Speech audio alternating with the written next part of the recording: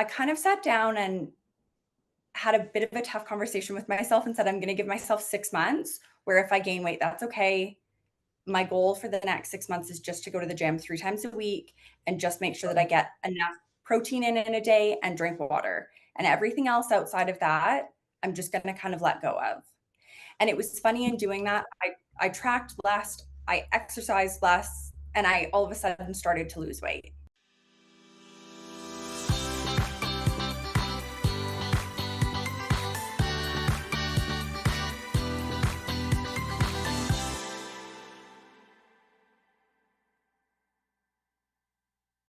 All right, everyone. Welcome back to another wonderful episode of Let's Move Canada. We're your hosts, Dana and Luigi. And today we have the pleasure of talking with certified personal trainer and nutritionist, amongst many other things, Maddison Noel, and what inspired her, and also what being healthy means to her. And now, before we introduce Maddison and really get into talking to her, let me start by saying that this podcast is brought to you by the Canadian Health and Fitness Institute, whose mission is to make Canada the fittest nation on earth by 2030. And to this end, of course, our podcast aims to raise awareness about physical and mental health. And now, the moment you've been waiting for, talking to Maddison Noel. So very excited to introduce her. And Maddison is a dynamic certified personal trainer and nutritionist based in the stunning Rocky Mountains of Canada. Maddison is passionate about helping her clients create sustainable and enjoyable fitness and nutrition habits. She believes that reaching your health goals doesn't mean that you have to be restrictive or that you need intense routines, but instead you need to focus really on having a holistic approach that balances fitness, nutrition, and mindset. Now, beyond her work, Maddison is an adventure enthusiast, embracing the outdoors through hiking, skiing, and mountain biking. So get ready to be inspired by her journey of empowering others and her love of exploring Canada's breathtaking landscapes. Maddison, welcome, and thank you so much for being with us today. Thank you so much for having me. I'm so happy to be here today. We're very excited to talk to you. So the first question we always ask is, where did you grow up and were you very active as a child? We want to hear a little bit about your backstory. So growing up, I grew up in Lethbridge, Alberta, so just in a small city in southern Alberta in the prairies. And growing up, I didn't do any school sports or anything like that. I always laugh now with friends if we're ever out kind of throwing a basketball around or anything else. I am the worst at organized sports or catching balls, things like that. But I did grow up spending a lot of time outside. So I skied and I hiked a lot growing up, but I didn't grow up playing organized sports. So I didn't grow up with that kind of structure of having built-in activity in my routine already. It was more being able to do things that were fun and enjoyable, but I never really looked at it as exercise as a kid growing up, if that makes sense. We talk about that a lot because when people say, you need to be active, you need to be fit, a lot of times they immediately go to working out, going to the gym, playing organized sports, which are of course great, but there's so many other ways to get exercise. I know that you focus a lot on being outdoors. Connection with nature is another thing we talk about a lot. Just getting outside and being and hiking and skiing, like you said, or solo sports as well. So there's so many other avenues of just going to the gym and lifting weights. I think for so many people too, it's when we think of getting into shape or getting kind of either losing weight or building strength, kind of whatever that is, we assume that you have to go to the gym and that's kind of the only way to do things. And for a lot of people, getting into the gym can feel so intimidating. It's that kind of just getting in the door feels so overwhelming for so many people that that's such a barrier for a lot of people to even start. Whereas we really overlook the simple things of just going outside and going for a walk, where it's so good for your mental health and your physical health. And there really is no barrier to it. It's that piece of just put on whatever shoes you have at your front door. And if those shoes weren't comfortable, we can change it next time. But let's just kind of get into the habit of getting out the door and going for a walk. I always tell people, go outside and put on your favorite song, walk in one direction. And if you're miserable after one song, turn around, you can walk home. You've been outside for 10 minutes now. The worst case is you got to listen to your favorite song twice and you got to go for a 10-minute walk. But for most people, if you can get out the door and start walking, they'll walk for so much longer. And it's one of those things that a lot of times we think, well, it's just going for a walk. It's not enough. But when your focus is being active, we overlook so many pieces of being active that are still really great for our physical health. They just don't fit into that kind of conventional box that we assume it kind of has to be going to the gym or doing a traditional workout. And you know, a really cool thing too is a lot of this stuff is intuitive, because when you think as a kid, whether it's inside the house, you know, as a toddler, you're running around the house, and eventually when you're older, you know, when you're old enough to go to the backyard on your own, you're running in the backyard, right? It's really just an extension of that. So it's getting people back to that stage, right? Yes. A girlfriend of mine said this a couple of years ago to me, and she said, I really view fitness as my ability to fit into the world around me. And I loved that, because it's being able to say yes to the things that you want to do in life. So if a friend asks you to go for a hike, you don't hesitate wondering if you're in shape to be able to do that hike. Or if someone asks you to go play a soccer game, you don't hesitate going, oh, I don't know if I'm in shape. I don't know if I can do that. Or if someone wants to go for a run, it's your ability to say yes to life around you, to go and do the things that really make you happy. And I think for so many people, it's that disconnect of thinking that you have to be in the gym to be able to go and do those things, whereas we can train and stay active. Obviously, going to the gym is not a bad thing, but it's that piece. If the gym feels intimidating, there's so many other things that we can do before going to the gym. No, I was going to say, I really like how you were talking about putting on your favorite song and going for a walk, because that is huge, right? Like for me, going to the gym, I have tried and so many times, and I'm not consistent. I will go for a few weeks and then I'm just like, I'm done, right? Because it's just not for me. I don't know. I need something different. So I started going to dance cardio and dance cardio and some like hot yoga, hot Pilates, like community group classes. And I love it. It is so fun. I look ridiculous. I'm flailing around, but it is so fun. And you're actually getting the exercise that you need, right? There's just so many different ways. There really is. And that, I think, is the biggest thing when it comes to fitness too, is we assume even if maybe you've gone to the gym for a few years, and I know I've gone through seasons of this where I have seasons where I love going to the gym and I really enjoy lifting weights. And then I have seasons where I'm like, I would rather be quite literally anywhere else than here. And you're kind of dragging your heels when you go.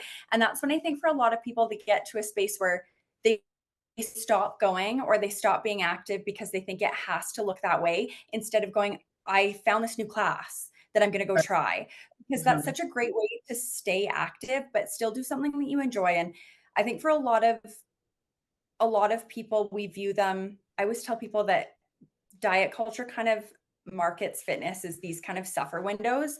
So we tell you to do these extreme things for 8 weeks. And if you just kind of suffer through, you'll get to your goals. But what happens for most people is we can kind of suffer through for that 6 to 8 weeks. But then at the end of 8 weeks, we're like, I never want to do this again. I never want to have a salad ever again. I never want to go to the gym for 2 hours ever again. Like I'm done. And then we end up not prioritizing our nutrition or not prioritizing moving our body at all after that, instead of looking at it kind of more of a broad spectrum and going, okay, my goal this week is to be active 3 times. And maybe one day that's going for a hike, and one day that's going to a group class, and one day that's going for a walk. Like it doesn't need to be this really cookie cutter shape that I think diet culture really paints it out to be. It's not a one size fits all. It really can be what works in your lifestyle and your schedule and what's enjoyable for you. Because if it's not enjoyable, we're just simply not going to keep it up. Exactly. And sustainable, right? Like it's like a crash diet or something. Is that you can't sustain that. You might be able to do it for a couple of weeks or something, and then you're just off, right? You're back to where you were. So it's like finding something that you enjoy so that you can just keep doing it and not think of it as, oh, I'm working out today. It's just like, I'm going outside and going for a hike today because I love hiking, right? Exactly. And giving yourself freedom in that, to know that it will change over the years too. Because what we really loved maybe for a year or two might change. I know for myself, I love mountain biking, but over the years, I've had seasons where I've had a couple spills that make me a little bit more hesitant. And so I've had years where I've spent tons of time on my bike, and then some summers where I haven't spent as much time on my bike. But that doesn't mean that I'm less active or not working towards my goals, things like that as much. It just looks different those years, and giving yourself the freedom to know it's okay for those things to change. Because I think for so many people, when we start training towards one goal, it feels almost like you're boxed in kind of what you're supposed to be doing. And then if you're not enjoying it anymore, I think we almost live in a society that will tell you to just kind of grit through that instead of giving yourself permission to know, it's okay. Actually, my goals have changed. My lifestyle's changed. I'm going to do something else that I still enjoy. So I still keep this up. And I love how you've brought so many different parts to this. There's a sustainability from an emotional standpoint, from a physical standpoint, and it's really all very holistic. So I'm curious to know if that has anything to do on your pathway of becoming a fitness coach. Like I'm curious to know what inspired you to become a fitness coach. I've worked in the industry for a long time. So I want to say I started working. This makes me sound so funny and so old when I say this, but I started working in physical gyms when I was in college and university. And at that point in my life, I was a bit overweight at that point in my life. And I had tried so many different programs, and there's this rub when you work in the industry and you can't get there on your own that feels so defeating and discouraging. And I tried so many different programs over the years, and I would be perfect for those kind of 8 weeks or those 12 weeks. But then after that, I would be so hungry from doing these kind of crash diets or these extreme programs that I would fall off and I would feel so defeated and discouraged. And I find that piece is the most detrimental piece for people, because when we hit the ground running and we're feeling good and we feel encouraged and empowered, it makes us want to do more. But the moment that we feel discouraged or defeated in something, for most people, it feels like a stumbling block that's really tough to get past. And I think that that's compounded with just being a human being. It doesn't really matter where you come from or what has happened in your life. No one gets through life kind of unscathed. So we have all of these other things happening in our lives that can feel maybe tough or maybe a bit discouraging. But then when we also face that with our health and our fitness journey, that piece I find for a lot of people is the easiest one to go, okay, I'm going to put this on the back burner until I sort out these other pieces. Where when we can take a more, I would say, sustainable approach is kind of the best way to word it, and go, okay, my goal is to be active and to be healthy. And we're not trying to put ourselves into this really kind of restrictive box. It lets you finish the week going, okay, I crushed my goals, and you finish your week feeling encouraged and empowered, and it makes you want to do more, if that makes sense. Absolutely makes sense. That's it's so interesting that you dealt with that and you found a way to get out of that cycle. I would love to say that it came quickly, but I look back on my own personal journey and it took me years to get there, and years of trying, I want to say, everything under the sun. And the less restrictive I was, the better my results were. So I'm about 40 pounds lighter now than I was about 10 years ago.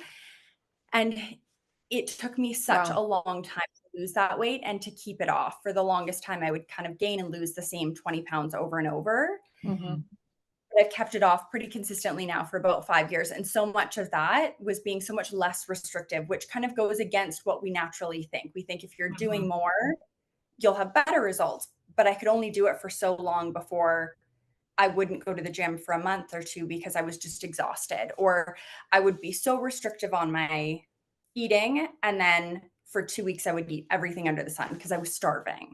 Right. So you're with doing it for yourself and finding what works for you. You've gained that internal motivation and that internal satisfaction, right? Which kind of go hand in hand in keeping you balanced, right? So yeah, definitely sounds like you were going in the right direction.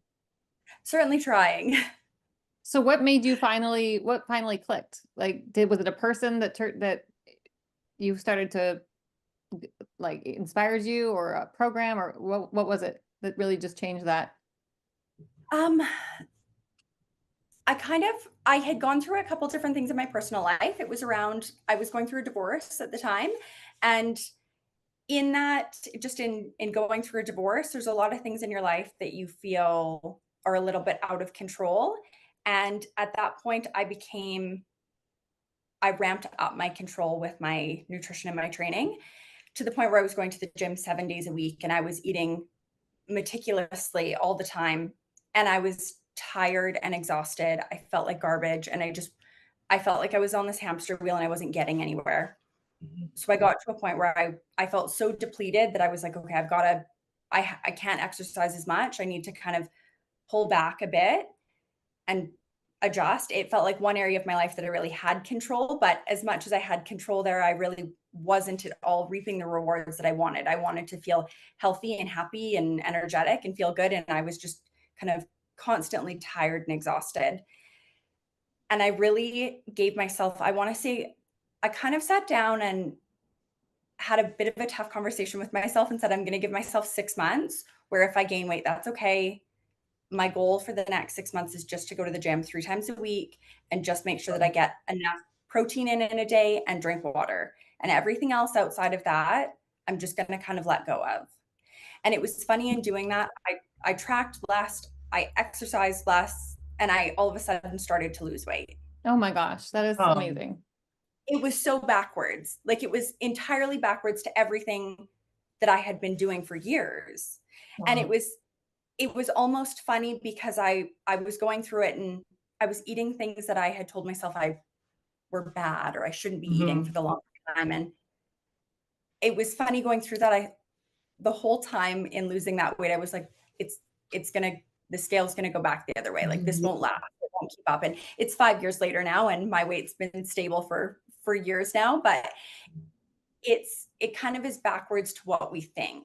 I like the piece on consistency here, right? Because you've brought discipline into your life in a way that it's not restriction. You know how I feel like there's a very fine line between discipline and restriction where when you're disciplined, hopefully you're being more holistic, right? Like maybe you're restricting to some degree, but it just is hopefully not detrimental. When you're purely restricting, you're just going against everything because you're bored, you're annoyed, you're exhausted, and you kind of just want to live life better. So Absolutely.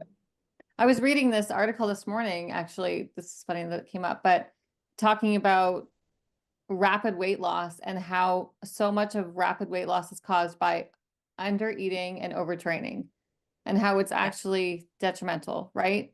So, and I used to do that. I used to do under eat, I'm going to lose all this weight. I was bad. It was bad. Right. But now I'm not doing that anymore. And I'm, like what you said, what you're saying is just something that is sustainable and healthy and consistent over time, because the problem with me is that I wanted results right away, right? I didn't want to wait 6 months. I wanted it now. And that's just not sustainable. The tough part is though, that we really live in a society that still has so much diet culture prevalent. So we see all of these kind of quick fix marketed to people where I always laugh whenever I'm doing clients or consults with new clients, where I say, I have no fun marketing for you. I'm so sorry. There's nothing flashy. I have nothing exciting to say. There's no magic pill. There's no special supplement. There's no guaranteed you'll lose X amount of pounds in the next 3 weeks. But I can promise you that you won't hate this process. I promise you that it will be enjoyable. It will be sustainable. When you have a holiday, you're still going to be able to go and have Christmas dinner with your family and not stress about it. Because those pieces I find for so many people are where we'll hit a really good we'll find really good rhythm and balance in our life. And then we take a vacation or we have a family holiday or someone gets sick and then we feel like we're off track. Yep. Because we don't teach people how to have a balanced life. So it feels like if we're super restrictive with our eating and we have this really dialed in training program, that's what healthy is and that's what fitness is. Where that is so restrictive that it really doesn't leave room for people to enjoy their life. And that's really where that kind of health and wellness comes into play, because if we're physically fit, but we're socially not happy and we're emotionally not happy, we don't have great health then. If our only kind of piece of health that we have is our physical health, but we're neglecting those other areas, that's really not well-rounded health, in my opinion, at least. We've got to make sure that we can balance all of those, because if you say no to going for dinner with your friends and family all the time, or you're the person that's going and then leaving before dinner, it makes us feel kind of like we're sitting on the sidelines and we're not able to partake in our life, which is, it's not enjoyable for people. Where when we learn that you can do those things, but you can still work towards your goals, but it's okay to go enjoy dinner. It's okay to go to Christmas dinner and actually eat the food that's there. We don't have turkey all the time. It's okay to have turkey and mashed potatoes and gravy and have those things and enjoy it for what it is, but then you leave it there. It's one meal. Where I find that those pieces can kind of do end up derailing people is the guilt that comes with it for so many people that shouldn't, because there's nothing wrong with having that meal, but it's that guilt the next day of people feeling like, oh, I was off track, so I've got to get back on track, and they really kind of Right. ramp up that. They have a green smoothie for breakfast and a salad for lunch, and then they try and go to the gym after work, but we've really eaten almost nothing all day, so we're trying to kind of go to the gym on an empty tank of fuel, which is almost impossible.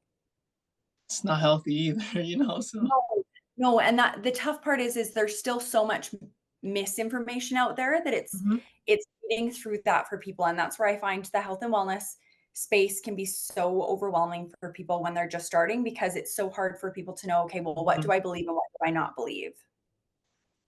And you said something earlier that I truly appreciated, right? Which is you don't have any magic pill or anything. You're not you can't promise that people are gonna lose X or Y amounts of weight, but what you can promise is that they will enjoy the process. So very curious to know what programs you offer. Like what does the process truly look like?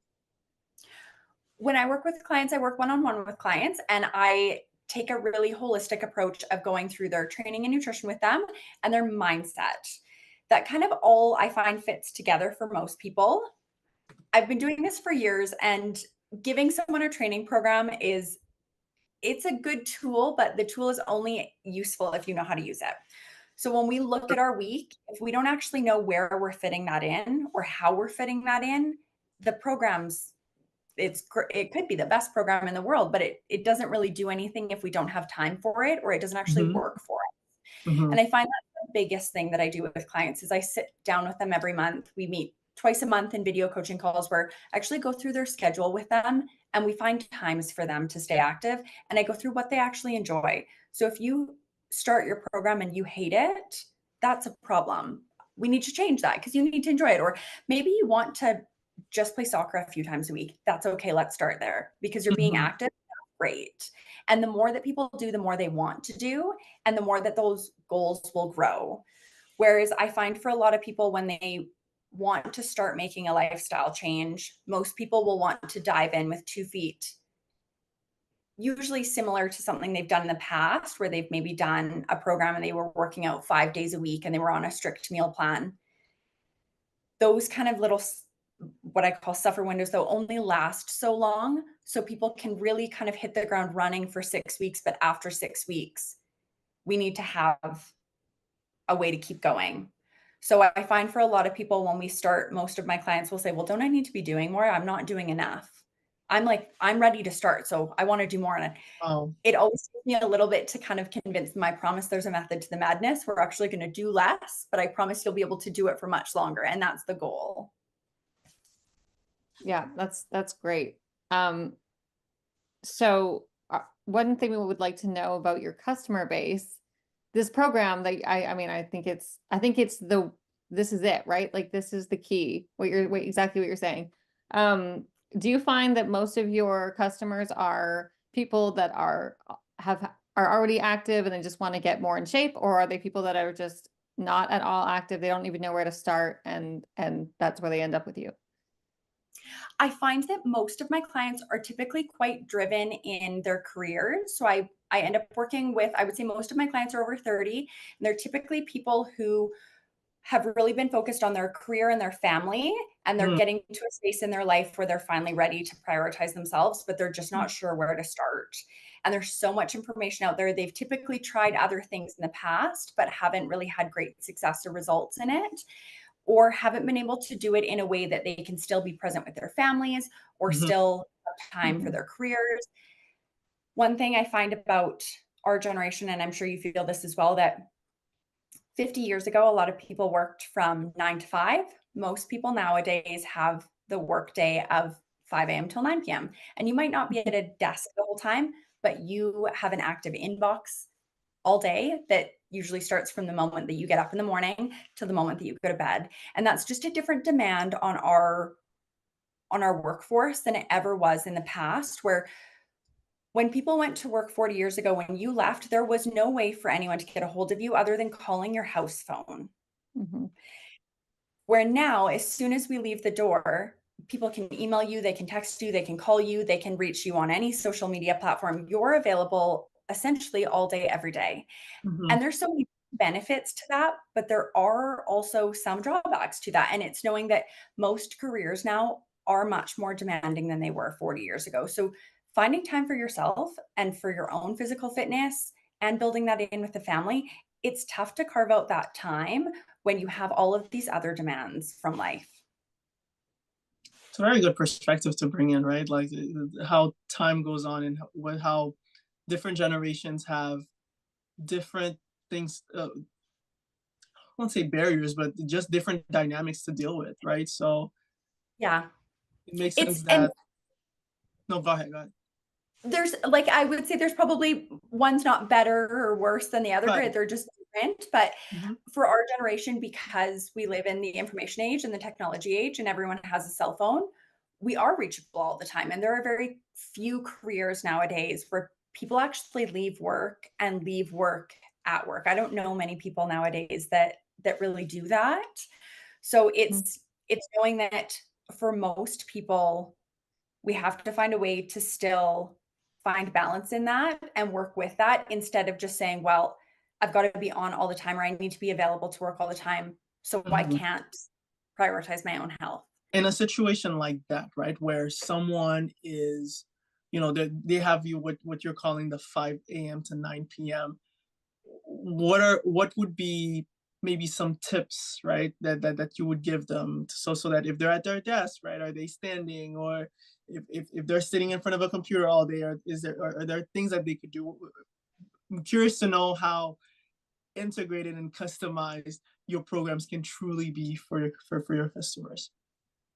It depends on the person and kind of what their schedule looks like. But for a lot of people, what I'll start with is if you have a lot of meetings throughout the day, if there's any of them that you can take and walk on a meeting, then it's 100% worth going for a walking meeting and just telling people, I'm not going to have video for this call. I think for so many of us, especially through the pandemic, we started doing so many things through video. And for some meetings like this, it's a benefit to have and it's great. But there are some meetings, especially in larger meetings, when you've got 50 people on a call and you're really listening to most of it, you don't need to have the camera on. So for those ones, I always try and encourage people, just turn your camera off, throw your headphones in and walk for those, because you'll get some steps in and some movement in, and you can still be present for the call, which is nice. And the other one that I always encourage people with that can feel a little bit tougher to start with is to time block the time that you're pouring into yourself. If we time blocked anything for work, if we had a meeting, or if we told a friend or family member that we were going to help them with something, we put it in our schedule and we would show up no matter what. When people are committed to their social circles, their careers, when we say that we're going to do things, we show up for them. Absolutely. Where it becomes really easy to say, I'm going to do something for myself, and then work needs something or a friend needs something, and we'll shuffle it kind of to the next day or the next week, and kind of so on and so forth. So what I always tell clients to do is to time block it in your schedule, even if it's only time blocking 20 minutes to start with, and put your phone on do not disturb. Give yourself that 20 minutes, just like you would if you were in a meeting. And I really try and give people that perspective of, if you put your phone on do not disturb for 20 minutes like you would in a meeting, as long as you're not an emergency room doctor, you should be okay. If people have to wait 20 minutes to get a response back on an email, things like that, it typically is not a big deal to that person. But we live in an urgency kind of society where we so much more feel the pressure to respond quickly, versus when we send an email, we never assume that we'll get a response back in 5 minutes. But when it's our inbox, we assume that we have to get that response That back is so quickly. true. Oh my gosh, Very true. that is so true. Yes. Like, It's like those pieces I'm like that. It's like, oh, it's in there. I got to respond right away. And then yeah, I send an email and I'm like, I don't know when they're gonna get back to me. no, Yeah. very It's so It's true. so And no, go ahead. it's just that kind of that perspective that we're so much harder on ourselves, and the standard that we set for ourselves is so Mhm. different than the standard that we would ever very true. expect from anyone else, because we would never expect an instant email response from anyone. If we really Right. needed a response from someone quickly, we would just call We would them. call them. Yeah, of Exactly. course. And the course. other thing that you said, the time block thing, that's another reason that I love going to these classes is because I know it's Monday at 6, right? Or it's Tuesday at Yes. 7, and that's what it is. And I treat it as like if I had any appointment, if I had a doctor's appointment, if I had whatever appointment, that's just the schedule in my time. So I'm not Yeah. like, because as before, if it's just, I'll go to the gym sometime today, and then I'm working and I'm working on that and I'm making dinner and it just never happens, right? So Yeah. for me, obviously, a lot of people can make this work, but for me, it was like just having that time, that appointment made all the difference. Even in that though, give yourself credit in knowing that you found something that worked for you. I find for a lot of people too, and this is something I work on with clients, is we don't give ourselves credit for what we do and the kind of structure that we give ourselves. So often whenever we're kind of building in maybe a nutrition change or building in our workouts, those pieces, it's kind of that piece of it might work for someone else, or maybe someone else can get there. I promise you, I have worked with the most committed people. I have been in the space for years. You can be the most committed person in the world and everyone misses workouts. Like that's just how we all are. But give Right. yourself credit for knowing, you know what? Having it time blocked and going to a class works for you and you go. And that's a big thing. And I find for a lot of people as well, we don't give ourselves credit for what we do pour into our health and wellness. And then we don't really acknowledge everything that we have done. Because when it comes to keeping up any sort of fitness routine, it's a marathon, not a sprint. And everyone's going to have stumbling blocks along the way. And it can feel so discouraging along the way if you hit one of those tougher chapters where you feel like you just don't have the same motivation that you maybe once did. But then we always see kind of the best of people on social media. So you see people kind of who are presently at the gym and it feels like they effortlessly can just get their workouts in every day. It can wear on us, but we don't realize that we've put in so much work to keep our routine up, or to add in those kind of extra pieces of saying, okay, I'm going to go to group classes because I know that I'll show up at that time, because that's kind of that additional extra effort that you are putting in. And we don't acknowledge how much that actually is worth. I really, really love this message because sometimes I find that I do that sometimes. If I'm able to maintain some level of physical activity, because it doesn't look like exactly what someone else is doing that is deemed the successful way to do it, right? It's just you just start thinking, my gosh, am I doing enough? Maybe, so I really like how that's your whole approach, right? Less Yes. to be more. The fitness industry, I think the tough part about the fitness industry is within kind of the whole industry, we see mostly the extremes. So we see Mhm. professional athletes, or we see bodybuilders or bikini athletes, and that is an entirely different sport than general health and wellness. So what those people need to do in their daily life to be able to work towards those goals is so different than a regular person. And the other side of that we don't see is, even within competing, a lot of times we'll see the competition season when people are really lean and they're feeling great, but oftentimes we don't, and people don't share the other side of it, which I understand, but it's the tough part of coming out of those seasons where you actually Mhm. can't stage lean all year long. So we will feel like we're not doing enough, or we're not in kind of good enough shape, or we're not putting in kind of enough of an effort, but we're not really being shown the full picture. Makes perfect sense. Yeah, And it really does. as we think, this program is already going so well. These lessons are already so cool to learn about. I'm curious to know what the future holds. Like, what are your future goals with all of this? Oh gosh.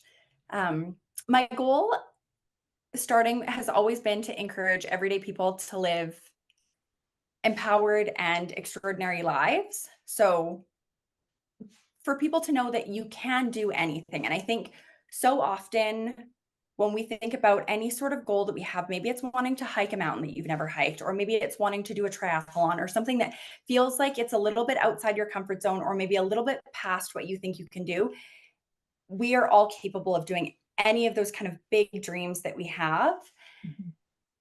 But I think for a lot of people, it's feeling discouraged by trying things that we've maybe done in the past, either programs in the past or other things that we've tried in the past that haven't been sustainable, that have left us maybe feeling defeated and discouraged at the end, Right. and then feel like maybe we can't do it, where it's just taking a different approach. So it's just a different route to get there, but they're absolutely capable of getting there. And Mhm. one thing with health is I think our health and happiness are so closely tied together, because when we're healthy and we feel good in our bodies, we show up more presently in our careers, for our families.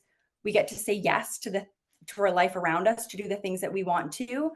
So the healthier that we can be, typically the happier people are. So I think that's always been kind of my overarching kind of broad goal. It's a great goal. Yeah, love And it's that. so, our Canadian Health and Fitness Institute's goal is just making Canada the fittest nation on earth. Yeah. But, by 2030, that is the mission statement. So I love what you're doing. I hope, I know you're very, very busy and popular on social media, and that's amazing, which is so great, which is changing a lot of people's lives. So what are some hobbies outside of health and fitness? What are some things that you do completely aside from that? Completely aside from that, well, we've talked about this, but like I really love outdoor sports, but outside of that, this is entirely different. I really love renovating my house. Oh, that's Really? awesome. That sounds really fun. I love home projects. I don't know why, there's just something I find, and it's probably, I think, because it's the other end of the spectrum, where with health and fitness, it takes time to kind of see those rewards. Whereas with home Mhm. projects, you can you can spend a couple days working on something and you can see the results right in front of you, which I just love and find so satisfying. But I would say that's probably my one kind of very different passion in life. That's awesome. Yeah. You're creative. Love it. Yeah, I love it. I love it too. My husband actually flips homes, so I get to be Amazing. involved in the design process a lot, and it's so fun. I love it. I know we've kept you a long time, but it's like I feel like we could talk to you forever. Luigi, you want to ask the last question? Yeah, sure. So we have one more question for you. We typically ask this to anyone who comes on, and it's what should Canada focus on more in terms of health and fitness? That is such a great question. Do you want a more general question or specific to Canada? Ooh, but how about both? Yeah. Okay. Generally, I would say more of the sustainable approach. So giving people those options outside of just what we assume are the kind of typical norms of going to the gym. I think a lot of times, especially when we look at our youth, I've gone in and talked to some high schools a few times now just about health and wellness, how to stay active. And so often kids assume, well, I've got to go to the gym or I've got to do it kind of this one way. So Right. those kind of broader options, I think, for kids definitely help kind of as they grow up, realizing it doesn't have to look one way and it doesn't have to be miserable. It's important that we enjoy exercise. We want to do things that we're enjoying. And if we can enjoy the process, there's a much better chance that we'll kind of keep that up as we grow and as we age. The one thing that I think is tougher in Canada is that it's darker and colder. So I find in the winter months for a lot Mhm. of people, those are the kind of the times of year that getting to the gym is tougher when you went to work in the dark and you finish work in the dark. Right. Because when you're done work and it's dark all year long or all day long and it's cold out in the winter, you just want to go home and curl up and be warm. So Mhm. even just building in things or trying to encourage people to do things on their lunch break or finding different ways to stay active in the winter, I find can be tough for people. But if you can find kind of those different things that you can build into your lifestyle to keep you active, it makes winter also just much more enjoyable for people. Mhm. Yeah, no, that is a really good point. I used to feel that way, you know, it's snowing and it's cold out and I don't want to get in the car and I don't want to walk to the gym, right? I was yeah, exactly. But now it went on days that I am really cold, I go to a hot class. I go to hot yoga or go to hot Pilates or something like that. And it just warms you up. And then you look forward to going to it because you're cold and you're like, oh, I'm going to be in this warm room and I'm going to get my exercise and it's great. And that might help, you know, for some people, but it definitely helps me. That's actually a great idea for winter too, because that is a great way to kind of encourage you to get out of the house, and it has a time too. So it's that kind of time blocked exercise. It's warm and motivating to leave your house when it's cold in winter. I love that. Yeah, yeah, it helps. Maddison, we want to thank you so much for coming onto this podcast. We've just really enjoyed talking to you. Like Dana said, we could talk a lot more. There's a lot more questions that we could add. It's a lot. I assume a lot of this information is available on your website and things for everyone. Okay. Because I know that anyone who watches this can be like, okay, well, how do I get this? How do I do this? How do I do this? You know? Well, I have good news for everyone, right? So if you want to learn more about Maddison, you can actually visit her website, which is maddisonnoel.com. That is MaddisonNoel.com. Or you can follow her on IG and TikTok, same name, Maddison.Noel. And you can also find her on YouTube and Facebook as Maddison Noel, right? So you have plenty of platforms to go to learn. And so with that, we want to thank everyone for tuning in and listening to this episode. Again, we're your hosts, Dana and Luigi. And if you have any questions for us, of course, you can check us out on Instagram at Let's Move Canada. To hear latest updates, you can also visit our website at chfi.fit. And please don't hesitate to DM us if you have any more suggestions for any guests that you want to see on the Let's Move Canada podcast. And of course, Maddison, we just want to thank you one more time for coming on. Thank you. Such a pleasure having you. Thank you so much for having me. This is amazing. It was great chatting with you both. All right, everyone. See you next time.